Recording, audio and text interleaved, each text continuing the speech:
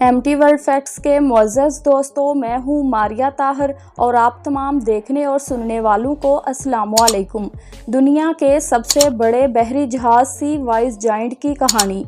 जी हाँ दोस्तों, अपनी 30 साला ज़िंदगी के दौरान सी वाइस जायंट को दुनिया का सबसे बड़ा जहाज़, इंसानों का बनाया गया सबसे बड़ा जहाज़, सबसे ज़्यादा तेल ले जाने की सलाहियत रखने वाला जहाज़ जैसे कई खिताबात मिले। इस जहाज़ के कई और नाम भी थे, जैसा कि हैप्पी जायंट, जाहरे वाइकिंग, नोक नेविस और मोट, जबकि इसे सुपर टैंकर भी कहा जाता था। जी हाँ दोस्तों, जहाँ ये बहरी जहाज़ लाखों लीटर तेल ले जाने की सलाहियत रखता था, वहीं ये अपने इंतहाई इतने बड़े हुजम की वजह से कई बंदरगाहों में दाखिल भी नहीं हो पाता था और अपने इस ही हुजम की वजह से सुएज़ नहर और नहर पनामा जैसी कई अहम समुद्री गुज़रगाहें अबूर करने से कासर था। और बलाखिर इस जहाज़ पर इराक में सद्दाम हुसैन की फ़ौज ने हमला करके आग लगा दी थी, जिसके बायस ये डूब गया था। लेकिन हर अजीम समुद्री दास्तान की तरह ये तबाही इस जहाज़ की कहानी का एख्तिताम नहीं था। इसको दोबारा बनाया गया और ये उसके बाद भी कई बरसों तक फाल रहा। इस सुपर टैंकर को इब्तदाई तौर पर सन 1979 में जापान के शहर ओपामा में वाक़े सोमितोमो हैवी इंडस्ट्रीज शिप यार्ड में बनाया गया था। मुख्तलिफ ज़राए के मुताबिक इस जहाज़ की तामीर का हुक्म एक यूनानी कारोबारी शख्सियत ने दिया था, ताहम इसकी तैयारी मुकम्मल होने के बाद उसने इसे ख़रीदा नहीं। बालाखिर 1981 में हांगकांग के एक बिजनेसमैन टिंग चाओ यिंग ने इसे खरीद लिया। वो एक समुद्री जहाज़ रानी की company Orient overseas container line के मालिक थे। हांगकांग के मैरीटाइम म्यूज़ियम के मुताबिक ख़रीदने के बाद जहाज़ के नए मालिक को लगा कि इसको मज़ीद बड़ा होना चाहिए, चुनाचे उसमें नया हिस्सा जोड़कर इसको मज़ीद बड़ा कर दिया गया, जिसके बाद इसकी तेल ले जाने की सलाहियत में 1,40,000 टन का मज़ीद इजाफा हो गया। इस सुपर टैंकर की लंबाई रिकॉर्ड 458.45 मीटर थी। ये मलेशिया के पेट्रोनास टावर और न्यूयॉर्क की एम्पायर स्टेट बिल्डिंग की ऊंचाई से भी ज़्यादा लंबा था।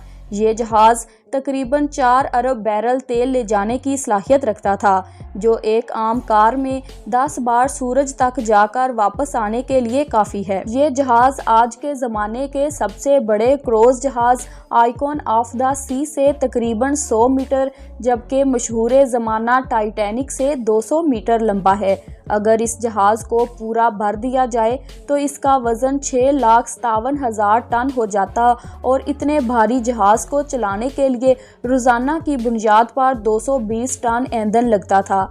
जी हाँ दोस्तों, जब सन 1998 में इस जहाज़ का दौरा किया गया तो जहाज़ के कप्तान सरिंदर कुमार मोहन ने बताया कि ये जहाज़ समुंदर में तकरीबन 16 नाइट्स या तकरीबन 30 किलोमीटर फ़ी घंटा की रफ्तार से चल सकता है।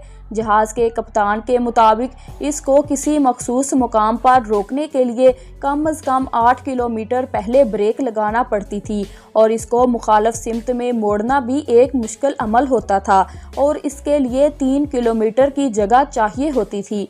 लेकिन जिस जहाज़ का दौरा किया गया था वो दोबारा तामीर शुदा था। मशरक़े वस्ता और मगरब के दरमियान तेल की तजारत के अरूज पर इस सुपर टैंकर ने पूरी दुनिया में न सिर्फ तेल की तरसील का काम किया, बल्कि ये एक तैरते हुए बड़े गोदाम के तौर पर भी काम आया। इस जहाज़ ने अपनी आखिरी मुहिम मई 1988 में उस वक़्त पूरी की जब वो ईरानी जजीरे लार्क पर लंगर अंदाज था। उस वक़्त खलीज फार्स में इराक और ईरान के दरमियान जंग अपने आखिरी मराहल में थी।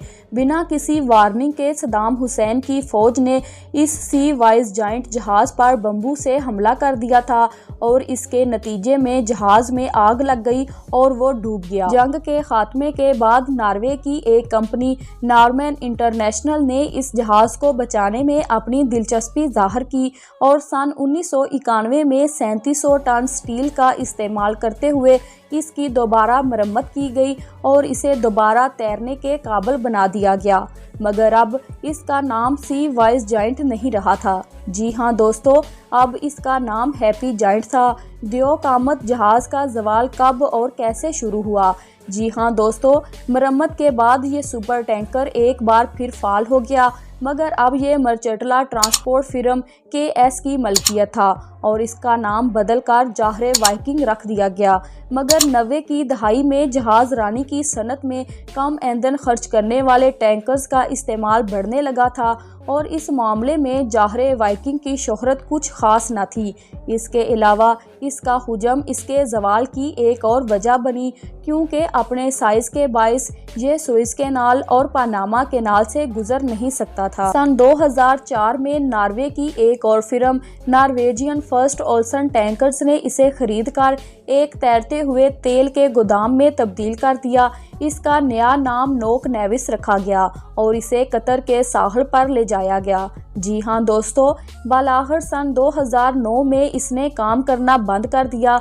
उस वक़्त इसका नाम एक बार फिर बदल कर मोंट रख दिया गया और उसके टुकड़े टुकड़े करने स्क्रैप के लिए इसे इंडिया ले जाया गया। जी हाँ दोस्तों, सी वाइज जायंट की आखिरी आरामगाह वही बंदरगाह बनी जहां इसको दुनिया के सबसे बड़े जहाज का खिताब मिला था, यानी हांगकांग। अब इसका सिर्फ 36 टन का ढांचा बचा है जो हांगकांग के मैरीटाइम म्यूजियम में रखा गया है।